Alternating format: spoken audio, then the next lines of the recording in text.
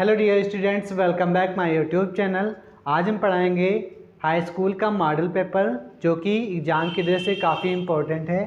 पहला क्वेश्चन है, दो वृत्त की त्रिज्याएं क्रमशः 12 सेंटीमीटर और 9 सेंटीमीटर है। ठीक है, उस वृत्त की त्रिज्या ज्ञात कीजिए जिसकी परिधि इन दोनों वृत्तों की परिधि के योग के बराबर है। परिधि के योग के क्या है? बराबर। मान लो ये हमारा क्या है? वृत्त होता है।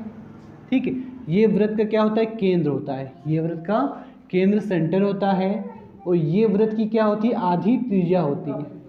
आधी क्या होती है? त्रिज्या होती है। और यहाँ से यहाँ तक जो जाती है उसे हम क्या कहते हैं? जीवा। उसे हम क्या कहते हैं? जीवा कहते हैं। ठीक है, जो मतलब कि केंद्र से रेखा ना होकर जाए उसे हम जीवा कहते हैं। और केंद्र से आधी जो रेखा जाती है उसे हम क्या कहते हैं? त्रिज्या बोलते हैं। उसे क्या कहते हैं? त्रिज्या। ठीक है, और जो पूरी रेखा केंद्र से होकर इस वृत्त को आधे आधे भाग में डिवाइड कर दे तो उसे हम क्या कहते हैं? व्यास कहते हैं। उसे क्या कहते हैं? व्यास। और अगर हम क्या करते हैं? यहाँ से स्टार्ट कर देते हैं और पूरा एक चक्कर लगा कर यहीं पर आके रुक जाते हैं तो उसे क्या कहते हैं? वृत्त की परिधि। उसे क्या कहते हैं? वृत्त की परिधि। मतलब एक राउंड यहाँ से स्टार्ट किया और दौड़ते दौड़ते दौड़ते यहीं पर आकर रुक गए तो ये हमारी क्या हो जाएगी? वृत्त की परिधि। वृत्त की क्या होगी? परिधि। ठीक है, तो वृत्त की जो परिधि होती है, वृत्त की परिधि जो होती है वो होती है आपका 2πr। वृत्त की परिधि क्या होती है?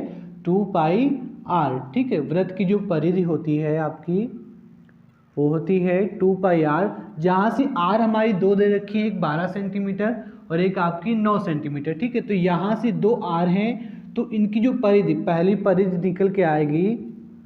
पहली परिधि तुम्हारी आ गई 2πr। r की वैल्यू कितनी? 12 गुणा कर देंगे, 12 दूना कितना हो जाएगा? 24 पाई। और जो ये पहली थी और दूसरी परिधि कितनी है? दूसरी परिधि निकालेंगे 2πr की वैल्यू कितनी है? 9। 9 दूनी कितना हो गया? 18 पाई। 9 दूनी 18 पाई।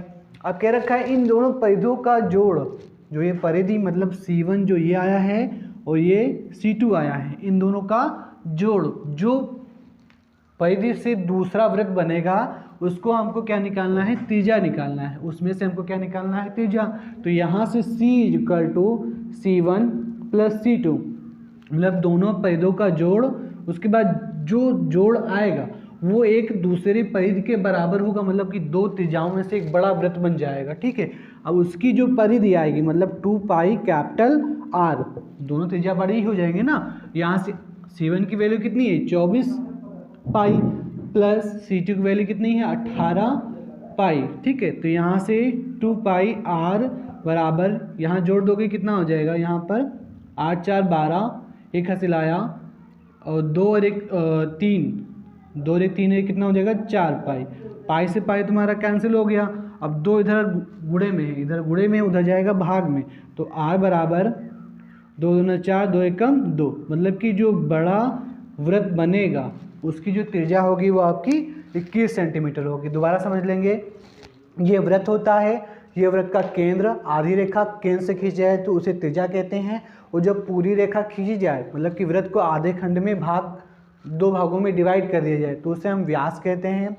परिधि क्या होती है? जहाँ से स्टार्ट किया एक राउंड घूम के वहीं पर आके रुक गए, वो क्या हो जाएगी? वृत्त की परिधि हो जाएगी। वो वृत्त की क्या हो जाएगी? परिधि हो जाएगी, है ना।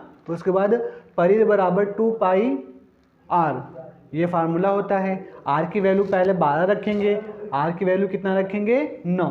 ठीक है, तो यहाँ से दोनों का जो जोड़ होगा एक बड़ा वृत्त बन जाएगा, उसका जो परिधि होगा इन दोनों के परिधि के योग के बराबर होगा। तो पहली परिधि 24 पाई और यहाँ पर 18 पाई, जोड़ देंगे कितना हो जाएगा? 42 पाई। पाई से पाई कैंसिल और 2 इधर गुणे में, इधर जाएगा भाग में। 2 एकम 2, 2 दूना 4। तो जो बड़ी परिधि आई है उसकी जो त्रिज्या होगी वो 21 सेंटीमीटर होगी। इसको आप लोग नोट कर लीजिए। नेक्स्ट क्वेश्चन है आपका, 6 सेंटीमीटर त्रिज्या वाले एक वृत्त के एक त्रिज्याखंड का क्षेत्रफल ज्ञात कीजिए जिसका कोण कितना है? 60 डिग्री है। तो सबसे पहले समझ लेंगे त्रिज्याखंड क्या होता है। ये हमारा वृत्त होता है। ठीक है, अगर हम वृत्त की केंद्र से एक छोटे से भाग को काट दें, ठीक है, इतने भाग को क्या कर दें, काट कर अलग कर दें, काट कर क्या कर दें, अलग कर दें, तो वो हमारा बन जाता है त्रिज्याखंड। ये वृत्त है, वृत्त के एक हिस्से को काट कर अलग कर दें तो ये हमारा बन जाता है त्रिज्याखंड। ठीक है, तो त्रिज्याखंड का जो कोण है वो दे रखा है 60 डिग्री। कितना डिग्री, 60 डिग्री। और जो त्रिज्या है वो कितना है, 6 सेंटीमीटर। कितना है, 6 सेंटीमीटर। तो त्रिज्याखंड का जो क्षेत्रफल होता है वो होता है θ/360 pi r square, pi r square. Theta की वैल्यू कितनी है, 60 डिग्री, थीटा की 60 डिग्री। और 360 बटे पाई की वैल्यू कितनी होती है, 22/7। पाई की हमारी 3 वैल्यू होती हैं, याद कर लीजिएगा आप लोग। पाई बराबर 3.14, पाई की वैल्यू 180 डिग्री होता है और पाई की वैल्यू होती है 22/7। ये 3 मान होते हैं पाई के। आर की वैल्यू कितनी है, 6 सेंटीमीटर। 6 का वर्ग कर देंगे कितना आ जाएगा, 36। 0 से 0 कैंसिल और इस 36 से इस 36 कैंसिल कर दूँ। अब हमारा बच्चा ए बराबर 6 दूना 12, एक बचा, 6 दूना 12 एक बचा, 6 दूना 12 और 1 13/7 सेंटीमीटर में है, तो क्षेत्रफल सेंटीमीटर स्क्वायर होता है। ये हमारा आंसर हो जाएगा। आप लोग नोट कर लीजिए। पहले हम थीटा की वैल्यू दे ही रखा है, त्रिज्या दे ही रखा है, त्रिज्याखंड का क्षेत्रफल इसके अकॉर्डिंग निकाल लेंगे। आप लोग नोट कर लीजिए। सेकंड क्वेश्चन है, और भी कई सारे क्वेश्चन कराएंगे आज। सेकंड क्वेश्चन है आपका, यदि वर्ग की भुजा 14 सेंटीमीटर और इसमें 2 अर्धवृत्त हैं, एक हमारा ए बी सी के अकॉर्डिंग बना हुआ है, एक हमारा डी और बी के अकॉर्डिंग बना हुआ है। ये 2 अर्धवृत्त हैं, इन दोनों को अगर हम जोड़ देते हैं तो ये हमारा एक वृत्त बन जाता है। ठीक है, और ये जो वर्ग है इसकी भुजा 14 सेंटीमीटर है, इसकी भुजा कितनी है, 14 सेंटीमीटर। यहाँ से यहाँ तक की जो दूरी है वो हमारी 14 सेंटीमीटर है, और इसको आधा कर दें, एक प्रकार से इसको देखा जाए तो ये हमारा जो अर्धवृत्त है, वृत्त की ये क्या है, व्यास है। ये क्या है, व्यास है। इसको आधा कर देते हैं तो ये हमारा हो जाता है 7 सेंटीमीटर। कितना होता है, 7 सेंटीमीटर, जो कि त्रिज्या बन जाएगी किसकी, इस अर्धवृत्त की। तो सबसे पहले हम क्या करेंगे, जो हमारा दे रखा है वर्ग, जो हमारा वर्ग दे रखा है इसका क्षेत्रफल निकाल लेंगे। हमको छायांकित भाग का निकालना है, तो सबसे पहले क्या करेंगे, जो वर्ग है पूरे का निकाल लेंगे। मतलब जो अर्धवृत्त है इसमें 2, इसका भी और जो वर्ग है इसका भी क्षेत्रफल निकालेंगे। निकालने के बाद क्या करेंगे, जो 2 अर्धवृत्त हैं, एक ये वाला और एक ये वाला, दोनों का क्षेत्रफल निकाल के ये जो वर्ग है इसके क्षेत्रफल से क्या कर देंगे, घटा देंगे। तो जो बच के आएगा वो हमारा क्या होगा, छायांकित भाग का क्षेत्रफल हो जाएगा। तो सबसे पहले क्या करते हैं, वर्ग का क्षेत्रफल निकालते हैं। यहाँ लिखिए, वर्ग का क्षेत्रफल क्या होता है, भुजा स्क्वायर। क्या होता है, भुजा स्क्वायर। भुजा कितनी है हमारी, 14 है, और 14 का वर्ग कितना होता है, 196 सेंटीमीटर स्क्वायर। देखो यहाँ पे जो क्षेत्रफल है इसका मात्रक होता है, अगर सेंटीमीटर में दे रखा है तो सेंटीमीटर में, मीटर दे रखा होता है तो यहाँ पर मीटर का स्क्वायर। अब देखो 2 अर्धवृत्त को मिलाकर एक हमारा क्या बन जाएगा, वृत्त। यहाँ लिखो 2 अर्धवृत्त को मिलाकर एक हमारा वृत्त बन जाएगा। और वृत्त का क्षेत्रफल क्या होता है, pi r square, pi r square. देखो यहाँ पे वर्ग के लिए भुजा 14 सेंटीमीटर, अगर हम अर्धवृत्त की बात करते हैं तो यहाँ से जो त्रिज्या निकल के आएगी वो हमारी 7 सेंटीमीटर। तो यहाँ पर पाई की वैल्यू अभी हमने बताया कितना होता है, 22/7। और आर के स्क्वायर, आर की वैल्यू कितना है, 7 है, 7 का स्क्वायर कर दो। ठीक है, तो यहाँ से 22/7 गुणे 7 स्क्वायर का अर्थ क्या होता है, 2 बार गुणा। एक 7 से 7 कैंसिल हो गया। अब यहाँ से 7 दूनी 14, एक बचा, 7 दूनी 14 और 1 15। ये हमारा आ गया 2 अर्धवृत्तों का क्षेत्रफल। हमको छायांकित भाग का क्षेत्रफल निकालना है। किसका निकालना है, छायांकित भाग का क्षेत्रफल। तो क्या करेंगे, छायांकित भाग का क्षेत्रफल निकालने के लिए हम क्या करेंगे, वर्ग के क्षेत्रफल से 2 अर्धवृत्त का जो क्षेत्रफल निकल कर आया है दोनों को घटा देंगे तो वर्ग का क्षेत्रफल कितना आया था 196 माइनस का अर्धवृत्त कितना है 154, 100 कितना 54, घटाएंगे तो कितना आएगा 6 से, घटाएंगे कितना आएगा 6 से 4 गया 2, 6 से 4 गया 2 और 9 से 5 गया कितना 4, तो 42 सेंटीमीटर जो होगा वो हमारा छायांकित भाग का क्षेत्रफल निकल आएगा। फिर से समझेंगे, एक हमारा वृत्त है और इस वृत्त के अंदर दो हमारे क्या है अर्धवृत्त हैं, एक हमारा क्या है वर्ग है, एक हमारा वर्ग है, इस वर्ग के अंदर दो हमारे क्या है अर्धवृत्त हैं, दोनों अर्धवृत्तों को जोड़ेंगे तो हमारा एक वृत्त बन जाएगा। वृत्त का क्षेत्रफल होता है पाई आर स्क्वायर और जो वर्ग होता है इसका क्षेत्रफल क्या होता है भुजा स्क्वायर। भुजा की वैल्यू कितना है 14 है, 14 के स्क्वायर 196 हो जाएगा और वृत्त का क्षेत्रफल पाई आर स्क्वायर, आर की वैल्यू यहाँ से निकल आएगी 7 सेंटीमीटर और 7 का वर्ग कितना होता है 49 या फिर 7 गुणे 7, 7 से 7 कैंसिल कितना है 154 सेंटीमीटर स्क्वायर, 154 सेंटीमीटर स्क्वायर। ये हमारा दो अर्धवृत्तों का क्षेत्रफल और ये हमारा वर्ग का क्षेत्रफल। अब वर्ग के क्षेत्रफल से दो अर्धवृत्तों का क्षेत्रफल क्या कर देंगे घटा देंगे तो हमारा क्या आ जाएगा छायांकित भाग का क्षेत्रफल निकल आएगा। इसको आप लोग नोट कर लीजिए, इंपॉर्टेंट क्वेश्चन है। 14 क्वेश्चन आपका है 7x माइनस का 2y अपान का xy बराबर 5। इंपॉर्टेंट क्वेश्चन है ये भी। 8x प्लस का 7y अपान का xy बराबर 15। रैखिक समीकरण युग्म को हल करना है, रैखिक समीकरण युग्म को क्या करना है हल करना है। सबसे पहले हम क्या करेंगे इसको सरल करेंगे 7x माइनस का 2y।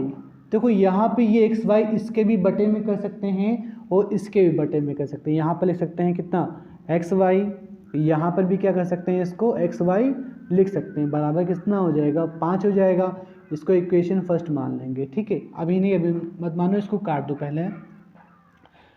x से x कैंसिल हो गया और y से y कैंसिल हो गया तो 7 अपान का ये y हो जाएगा माइनस ये हमारा कितना 2 अपान का x, 2 अपान का x बराबर 5 मान लीजिए, ठीक है। अब यहाँ पर क्या करेंगे हम मान लेंगे, क्या मानेंगे कि 1 अपान जो y है ये बराबर है a के और 1 अपान जो x है ये बराबर है किसके b के, ये बराबर है कितना आपका b के। तो ये 7 अपान y इसके गुणे में कर सकते हैं। अब 7 1 अपान y के स्थान पे क्या रख सकते हैं a, तो यहाँ पे क्या हो जाएगा 7a माइनस का कितना 2b हो जाएगा, क्योंकि 1 अपान x गुणे में 1 कर सकते हैं और 1 अपान x बराबर कितना b, तो इसके स्थान पर b रख दिया, बराबर कितना हो जाएगा 5 के, बराबर 5 के। अब इसको इक्वेशन फर्स्ट मान लेंगे, इसी तरह इसको भी सॉल्व कर लेंगे। तो यहाँ से 8x अपान का xy हो जाएगा प्लस का 7y अपान का कितना xy बराबर कितना 15, बराबर 15। x से x कैंसिल हो गया और y से y भी क्या हो गया कैंसिल, तो 8 अपान का y, 8 अपान का y प्लस 7 अपान का कितना x, 7 अपान का ये वाला x हो जाएगा क्योंकि y कैंसिल हो गया ना, बराबर 15। अब देखो 1 अपान y बराबर हमने क्या माना है 1 अपान y बराबर माना है a, 1 अपान y बराबर a मान लिया और 1 अपान x बराबर b, तो यहाँ से 8a अभी हमने समझाया यहाँ पर, ठीक है, प्लस का कितना 7b बराबर कितना 15। इसको इक्वेशन सेकंड मान लेंगे। अब देखो यहाँ से हम या तो a की वैल्यू बराबर कर लो या तो किसकी b की, तो हम क्या करते हैं यहाँ से वैल्यू निकाल लेते हैं। a की वैल्यू यहाँ निकालेंगे तो 7a बराबर ये माइनस हो जाएगा प्लस, तो 5 प्लस का कितना 2b, 5 प्लस का 2b और a बराबर कितना हो जाएगा 5 प्लस का 2b अपान का कितना ये वाला 7, a की वहाँ रख दो वैल्यू 8, a की वैल्यू इतना रखेंगे 5 प्लस का 2b, 5 प्लस का 2b अपान का 7, ठीक है, प्लस का कितना 7b बराबर 15 हो जाएगा, बराबर कितना हो जाएगा 15। आप देखो 8 को अंदर मल्टीप्लाई कर दो, 8 को अंदर मल्टीप्लाई तो 8 पंच कितना हो जाएगा 40, 8 पंच कितना हो जाएगा 40 प्लस 8 दूनी 16, 8 दूनी 16 b बटेगा कितना 7 प्लस का ये 7b बराबर का 15। अब देखो एक मान के क्रॉस इस 7 गुणा इसके साथ भी होगा और इस 7 गुणा इस 15 से होगा, तो 40, ठीक है, प्लस का 40 प्लस का ये 16b फिर प्लस फिर प्लस 7 सत्ते कितना हो जाएगा 49b बराबर 7 गुणा 15 से करो, 7 का गुणा अगर 15 से करेंगे तो 15 सत्ते कितना आ जाएगा 105 आ जाएगा। ये प्लस उधर जाएगा माइनस, और 16 और इसको जोड़ेंगे तो आ जाएगा हमारा 55 नहीं 65, 9 और 6 15, एक हासिल आया 4 एक 5 और एक 6, 65b बराबर 105 माइनस का कितना 40, घटाएंगे तो हमारा 65 ही आ जाएगा, है ना। कितना आ जाएगा 65, और 65 से 65 क्या हो जाएगा कैंसिल हो जाएगा, तो b बराबर कितना आ गया 1। ठीक है, क्योंकि ये गुणे में उधर जाएगा बटे में, b बराबर कितना आ गया 1 आ गया। अब b की वैल्यू इसमें रख देंगे तो a बराबर 5 प्लस 2 मल्टीप्लाई b की वैल्यू 1 अपान का 7। ठीक है, 2 1 जा 2, 2 1 जा 2 और 5 कितना हो जाएगा 7, 7 अपान का 7, 7 से क्या 7 कैंसिल, कितना आ गया 1, a का भी मान 1 और b का मान भी 1, यहाँ पर रख देंगे तो a बराबर 1 अपान y था ना, और y की वैल्यू कितनी आई है 1, तो यहाँ से a बराबर भी 1 आ जाएगा।